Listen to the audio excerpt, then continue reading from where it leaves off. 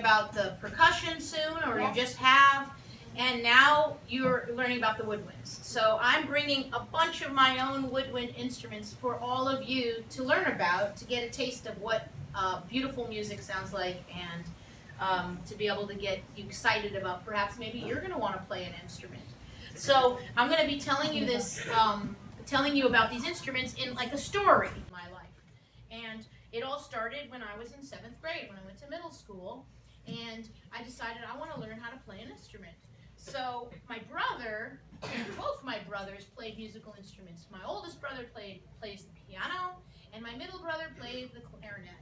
So I decided I'm going to play the clarinet. I want to learn how to do it just like my brother. And so my mom, I was able to get into the band. I learned how to play the clarinet. I really enjoyed it.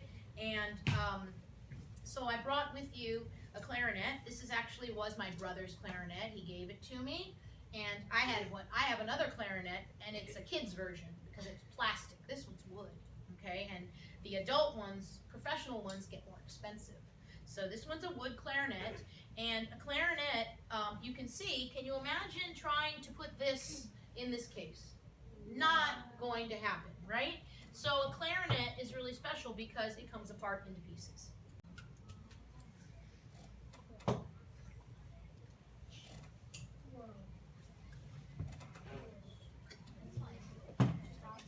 Okay. So what happens is, when you're putting a clarinet together, you have a couple of different parts. These two pieces come together, and this is called the body, right? And then comes this other part. All the other classes have guessed what it's called just by watching me do this. And the bell, that's right, it's the bell. It goes on the bottom, and this is what projects out the sound from the bottom. Then it has a part called a barrel. Looks like a barrel, huh? It goes right here. And lastly, it has a mouthpiece. Okay. Now, this is one part of the woodwind instruments that's similar with all of them except for the flute. All of the woodwind instruments have a reed.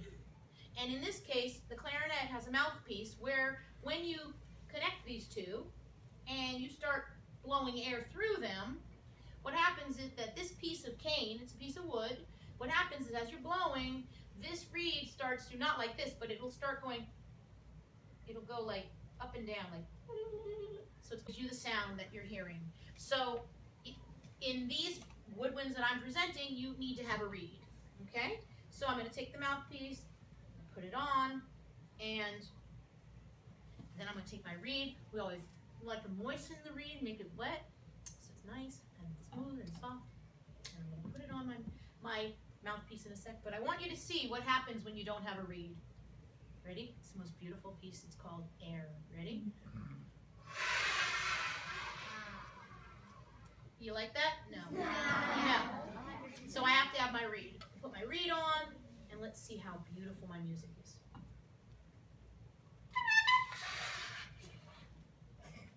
God, Mrs. Tawil, why won't it stay? I think you have a problem. No. Oh, I think you're missing something. how many of you have ever had shoes that are too loose? When you run, what happens? They fall off. Same thing with a reed and a mouthpiece. You need to have shoelaces, the ligature. So it's kind of like the belt on your pants or the shoelaces on your shoes. So what it does is, this is going to hold my reed in place so that I don't get the sound I just had a minute ago. So here I go.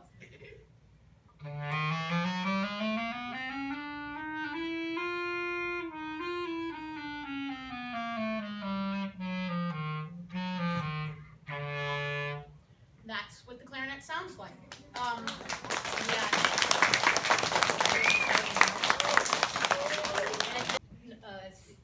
Scale, that's good. So, so that the clarinet was the first instrument that I played.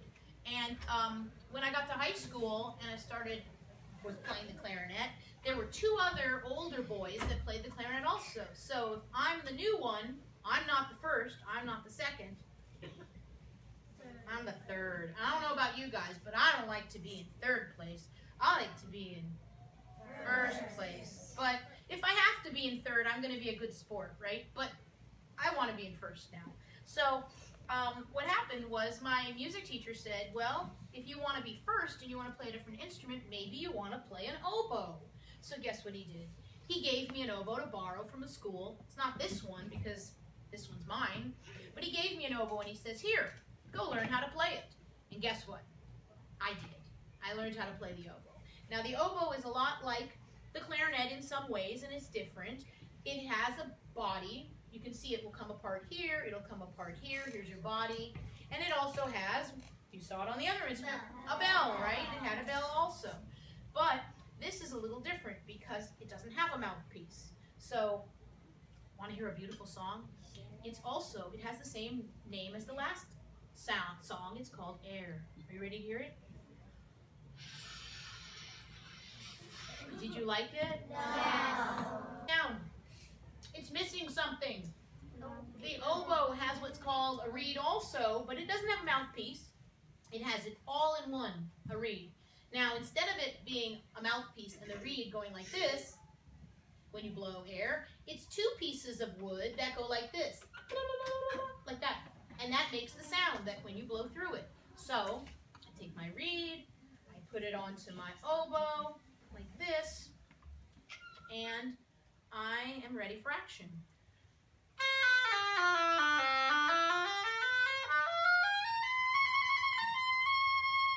And that's what an oboe sounds like, right? So I started playing the oboe. I loved it. And the great thing about the oboe that Mrs. Tweel reminded me of is the fact that the oboe is called the queen of the orchestra. Now, what's better than being the first instrument and the only instrument, and then being called the queen? This is the oboe, and it's called the queen of the orchestra because this is the instrument that tunes everybody to make sure everybody's sound is the same as mine. Okay, because it's an instrument it's always naturally in tune. Now, how many of you have ever gone to like the Philharmonic? You've gone maybe to Disney Music Hall, you've heard an orchestra play. So, a few of you. You guys have to get there more often. So, here's what you have happen. When you're and you hear an orchestra play, in the beginning you'll hear an instrument playing a note that sounds like this. And what happens is you have an oboe that plays the note A. And everyone else in the orchestra starts to tune themselves to this instrument. That's why it's called the queen. Now, I played the oboe for a while, and then my music teacher said, guess what? We're going to have a jazz band. And I'm like, great, I'm going to play it. I can play the clarinet or the oboe or... No, Sharon, there's no clarinet or oboe in a jazz band. You need to play something else. This instrument. And, of course, he went and gave me an instrument again. And what do you think he said to do? Practice. Learn how to play this now. I don't know why this one is the most exciting. You guys, is it because it's shiny? Yeah. Okay, so I decided that I was going to start playing this instrument, which is called the saxophone, and this one specifically is the tenor saxophone. Okay, it's not the lowest saxophone, it's not the highest, it's just right in the middle. Okay, but it has a low tone to it. So a saxophone comes into only a few pieces. It comes like this. This is the neck. And this is the body, and you can see, I bet you know what this is called. Bell. The bell, that's right. So now I put my neck on. See, when you wake up, you're lucky. You don't have to put your neck on. Your neck's already on, right? But saxophone has to have a neck put on. Then it also has the same as the clarinet, right? You see a mouthpiece, you see a reed, you see the ligature, remember the belt for your pants? And all of these instruments also have another commonality. They have what's called a thumb rest. And it does exactly what it says. Your thumb's quite a bit heavier. So I can't play a saxophone holding it all the time like that for hours. So they have something called a neck strap. Strap that goes on my neck. I'm going to hook it to my saxophone. And as you can see, I don't have to hold it now because it's on my neck and that takes the weight off of my hands. So a tenor sax is going to sound like this. So it's kind of low. It goes low, but it goes a little higher too.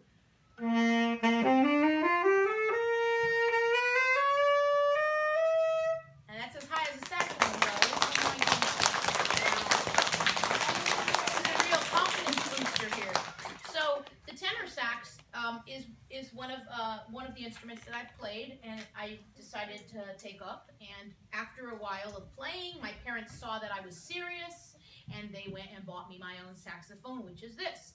This is my saxophone from high school that I've had many years. Over 30 years I've had this instrument. Now, it's quite a bit heavier, so I can't play a saxophone holding it all the time like that for hours. So they have something called a neck strap that goes on my neck. I'm going to hook it to my saxophone, and as you can see, I don't have to hold it now because it's on my neck, and that takes the weight off of my hands. So a tenor sax is going to sound like this.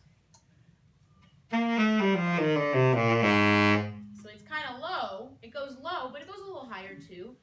And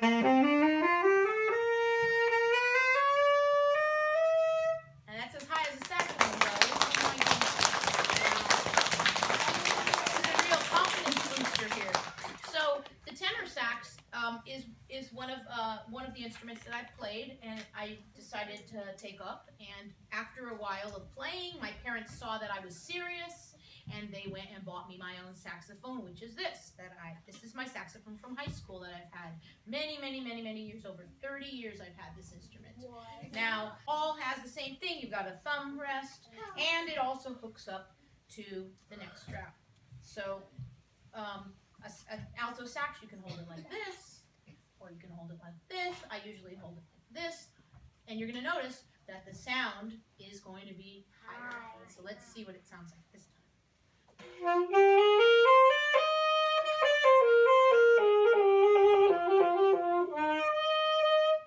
That's what the alto sax sounds like. So usually when you play a saxophone, it's usually associated with jazz music, and so I have a little piece that I have a piece of music for you that's called Scrapple from the Apple, and this is how it sounds.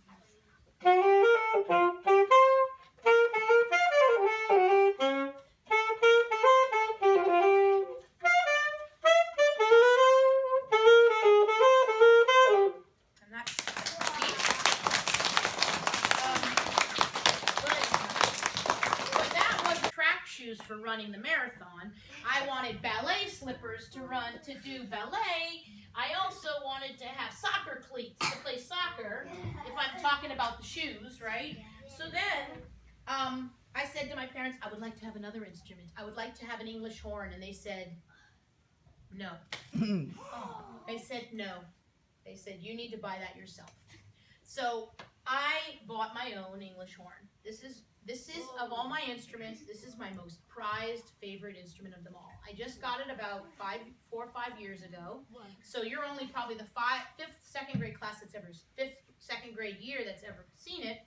And the way I got introduced to this was that when I was in high school in 12th grade, we had a musical. And if anyone here has ever been to the Pantages Theater and you've seen Aladdin or some of those shows, right? I'm gonna go today. Okay, so if you went to one of those shows, you know that there's music. Have you ever wondered where the music comes from? No, orchestra. Where's the orchestra when you go and see a show? Down under the stage. That's right. Under the stage, we call that the pit. The pit. They put us down in the pit. In the musical, the musicians go under the stage in the pit. So you hear this beautiful music and you wonder, where's it coming from? It's coming from the pit. I was able to be in the pit orchestra for a play that we did called Peter Pan. So I was allowed to play in the pit orchestra. Now, the music teacher said, there's some music for you to play. Can instead of me just playing the oboe or just playing the English horn or just playing the saxophone, not one, not two, but I played 3 instruments when I was in the pit. So I switched from one to the next, and that was really exciting. And one of the instruments I switched to was called the English horn. It was the first time I ever got to play it. I only got to play it for 1 year while I was in high school, and it became my favorite. And so now, a few years ago, I just got to buy one, and it's the most lovely instrument. Now, it's the same setup as the oboe, but he's a little bit bigger. So his sound is going to be a little deeper. Wow, I like that. That's right. It's going to be deeper. It's going to be lower sound. And we call the English horn the it's kind of like the older brother, but or like the younger brother. It is. I'm gonna answer questions later. He's bigger, but he's like the younger brother whose voice changes a lot. You know, if you're 13 and you're a boy, your voice is gonna start changing like that. And it's real finicky. It's a finicky instrument, just like the oboe. It's very finicky. And they say that only people who are really, really cray-cray play the oboe and the English horn. And they play an instrument like this, but it's a good crazy, okay? And so just like the oboe, the English horn has a reed. It's a double reed. Again, the two pieces of cane are going to vibrate together. And they're going to make music. And I'm going to put it on my instrument. I have a body, the bell. You guys are getting it. Now this is something new. This is called a vocal, B-O-C-A-L, vocal. And there you go. Wow, you repeat too. That's good. Take a reed, you put it on the vocal, get it to sit on there, and you're going to get the most beautiful sound you've ever heard in your life, even though I'm playing it.